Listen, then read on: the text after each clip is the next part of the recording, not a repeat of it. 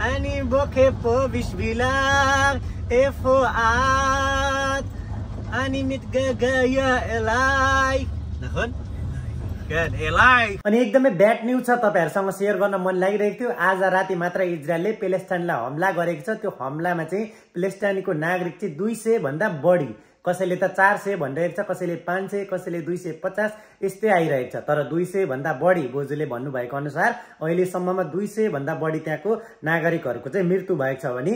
So hello everyone, good morning and welcome back to my another new blog. छुट्टी सक्यो, आइतबार सोमबार मजाले रेस्ट गरेर भएको भ्लगलाई एडिट गर्दै अपलोड पनि गरिसके। अनि आजको भ्लग स्टार्ट गरिरहेको छु काम सँगसँगै बिहानको ठ्याक्कै 10:20 अनि हाम्रो घर छेउमा चाहिँ एउटा सानो सुक लाग्छ। हाम्रो घर छेउमा मात्र नभएर इजरायलको चाहिँ सबै ठाउँहरुमा यस्तो सुकहरु चाहिँ लाग्छ। सुक भनेको चाहिँ एउटा सानो हाट बजार हो, जहाँनिर चाहिँ साग सब्जी तरकारी मरमसला माछा मासुहरु डेरीको आइटमहरु पनि पाउँछ। हाम्रोमा चाहिँ 10,000 मात्र मान्छे भएको हुनाले, म बसेको ठाउँमा चाहिँ 10,000 मात्र पपुलेसन भएको कारणले चाहिँ सानो लाग्छ। सानो भन्दा पनि सानो। अनि म भएको ठाउँबाट चाहिँ एकदमै थोरै किलोमिटरमा छ। किलोमिटर भन्दा पनि मिटरमै होला, 500 मिटर जस्तो नजिकमा चाहिँ हाम्रो चाहिँ हाट बजार लाग्छ। त्यहाँ गएर अलिकति सामान किन्नु पर्ने छ। सबैभन्दा पहिला त्यो सामान किन्नेवाला छु म। अनि यो देखिरहनु भएको सबै हाट बजार चाहिँ हाम्रो गाउँको बजार हो। यस्तो बजार चाहिँ इजरायलको जुनसुकै ठाउँमा पनि लाग्छ। यहीँबाट मैले सामान किन्नु पर्ने छ। अहिले तपाईहरुलाई पनि क्या यस्तो केही सस्तो सामान किन्नु छ भने चाहिँ यस्तै बजारमा आए हुन्छ। ठ्याक्कै यो चाहिँ हाम्रो इटरीको बुधबारे हट्या जस्तोमा मिल्न जान्छ। यहाँनेरि तरकारीहरू पनि एकदमै सस्तो पाउँछ। यहाँनेरि हुन्छ नि जुत्ताहरू पनि हेर्नु न, ठ्याक्कै 100 सेकेलमा नै हेरे। यो ठ्याक्कै यो चाहिँ यहीँको बजारमा बेच्न राखेको हो। अनि कपडाहरू पनि त्यस्तो साह्रो महँगो हुँदैन यहाँ कुनै पनि। यहाँको बजारमा हुन्छ नि सबै कुरो पाइन्छ। हेर्नु न, घरमा खानको लागि जे चिज पनि चाहिन्छ। मलाई त भन्ने हो भने यो सबै कुराको नाम पनि आउँदैन, तपाईहरुलाई नै थाहा होला। यहाँ हेर्नु त मकै पनि पाउँछ नेपालको जस्तै। अनि यो दालको आइटमहरू भयो, चामलको आइटमहरू भयो, हेर्नु त सबै पाउँछ। दालको आइटममा त झन् सबै कुरो नै पाउँछ। हेर्नु न, यो गत पनि पाउँछ, कालो दाल होला यो, त्यो पनि पाउँछ। यस्तो खालको मुसुरी दालहरू सबै। यिनीहरू त झन् के हो हेर्नु न, आम्मा जे पनि पाउने क्या, नपाउने भन्ने केही छैन। केही किन्नु छ भने त यहीँको बजार आउनु पर्छ। यो मामफुली हेर्नु न, बदाम पनि छ, बदामको आइटमहरू भयो, किसमिसहरू भयो, पिनट्सहरू भयो, सबै यो कति धेरै सस्तो छ भने नि।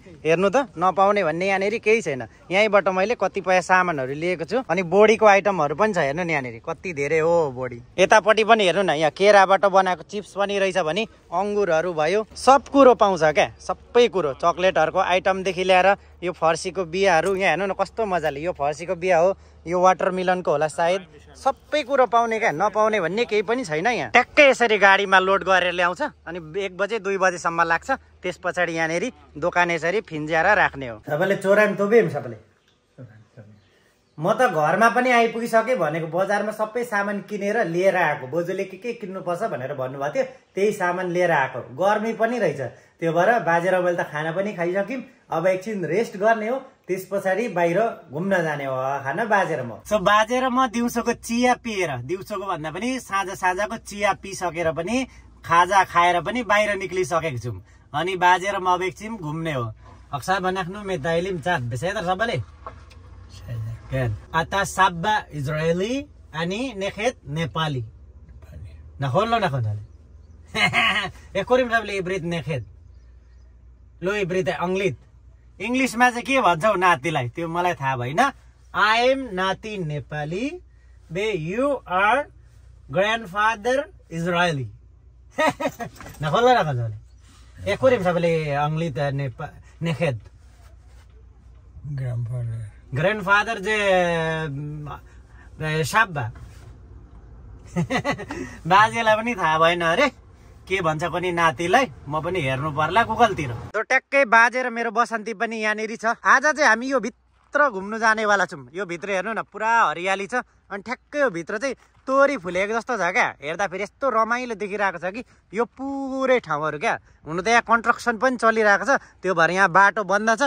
ऊ माथिबाट हामी यस्तो घुमेर यो भित्र हावा खान जानु आँटेको अब। अनि यो जग्गा चाहिँ ट्याक्कै यतापट्टि हाम्रो गाउँहरू घरहरू छ भने यतापट्टिको जग्गा हो। बाजे र म यो भित्र पनि आइपुगिसकेको छौँ। त्यो ठाउँबाट चाहिँ बाटो थिएन, एक राउन्ड हानेर आइपुगेको। खासमा हामी चाहिँ यहाँनिर हेर्न पनि आएको अनि हावा पनि खान आएको। यहाँ एकदमै रमाइलो भइरहेको छ नि त, हरियो पर्यो पनि छ। अनि अहिले यहाँनिर चाहिँ पुरा यो यस्तो खालको फुल चाहिँ फुलिरहेको छ क्या। सुरुमा चाहिँ मैले यसलाई तोरी होला भनेर सोचिरहेको थिएँ, तोरीको फुल होला बोट होला भनेको, तर यो तोरीको फुल चाहिँ होइन रहेछ। हेर्नु न, अर्कै खालको छ, खै के हो कुनी, तर टाढोबाट हेर्दाखेरि चाहिँ पुरा यसलाई चाहिँ तोरी जस्तो देखिन्छ। ठ्याक्कै यस्तो खालको काँडाहरू पनि छ। अनि यहाँनिर हेर्नु न, सबै तोरी। अनि यो जौँ त आफै उम्रेको पनि होला। यहाँ जे पनि हुन्छ क्या इजरायलमा। मैले त तोरी नै भनेर सोचेको थिएँ यसलाई, तर तोरी चाहिँ होइन रहेछ। यति धेरै छ कि अहिले यहाँनिर हाम्रो घर छेउछाउमा।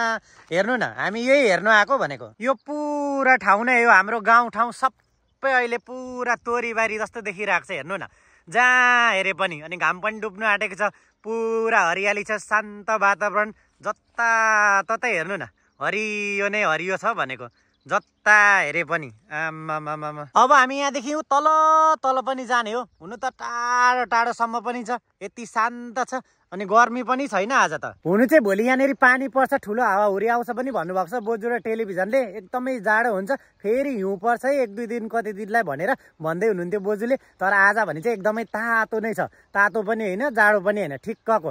ज्याकेट लाउनु पनि परेको छैन। तर बाजेलाई चाहिँ बुढा मान्छे हुनुहुन्छ, त्यो भएर मैले ज्याकेट लगाइदिएको। म भने टी सर्टमै आएको छु। यो पुरा ठाउँहरू हेर्दै हेर्दै हेर्नु न, हामी बसेको ठाउँमा यति साह्रो जङ्गली जनावरहरू पनि, चराहरू पनि कराइरहेको छ। सबै चराहरू पनि पाउँछ।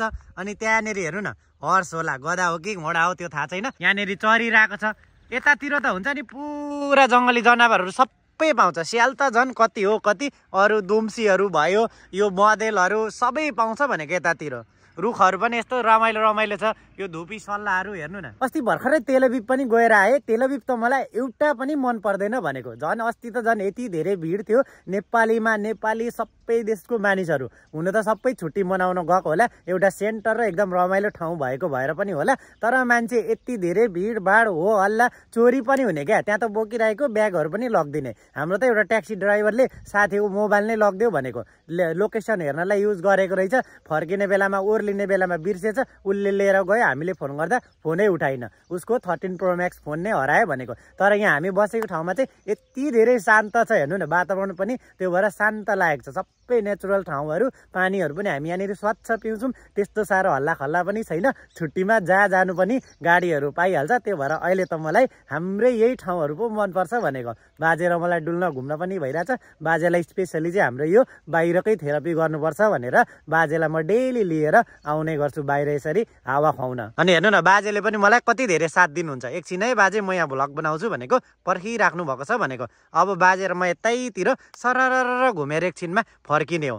अहिले ट्याक्राकै बज्नु आँटेछ, 6 बज्नु आँट्यो। भन्ने हो भने क्या, बाजे हामी बसेको इजरायलको एउटा अविकसित ठाउँ हो क्या। तर पनि हेर्नु न, मानवलाई चाहिने एउटा हरेक कुरा छ। ठुलो बाटो त भयो हेर्नु न, यति भित्र ठाउँमा पनि मान्छेहरू हिँड्नको लागि, जगिङको लागि, यस्तै मेरो बसन्ती जस्तोको लागि रोडै बनाइदिएको छ, एउटा हिँड्ने बाटो नै बनाइदिएको छ। हाम्रो बाजेहरू कति लकी होला है। हाम्रो देशमा त यस्तो बाटोहरू यसरी विकास भइदिएको भए कति रमाइलो हुन्थ्यो होला होइन। यतापट्टि गाडीको लागि ठुलो रोड छ भने यहाँनिर मान्छे हिँड्नको लागि भनेको। यहाँनिर हुन्छ नि यसरी हामी हिँड्दा हिँड्दै थाक्यौँ भने पनि क्या, सबै कुरोको व्यवस्था गरिदिएको छ भनेको। कति साह्रो राम्रो गरिदिएको है। हेर्नु न, थाक्न बित्तिकै हामी यहाँ पनि बस्न सक्छौँ, यहाँ हिँड्दा हिँड्दै। अनि यहाँ बस्दा बस्दै थाक्यो, गर्मी भयो भने, पानी पिउन मन लाग्यो भने पनि पानीको व्यवस्था पनि छ भनेको यहाँनिर। हेर्नु न, यो सबैको लागि हो, एकदम शुद्ध पिउनको लागि पानी हो। यसलाई युज गर्न चाहिँ यहाँनिर एउटा बटम हुन्छ, यसलाई दबाउनु बित्तिकै पानी पनि आउँछ यहाँनिर। सबा तारो चाहिँ माइम सबले you want to sing a song, you want to listen sing a song सबले, I will sing a song for you. Ataro lisma music. Sir. Ani la sir bismillah. Okay. Adbe ani yesabnu mirfeset aksab ani lebat efoat ani bokekan ani mitgagaya like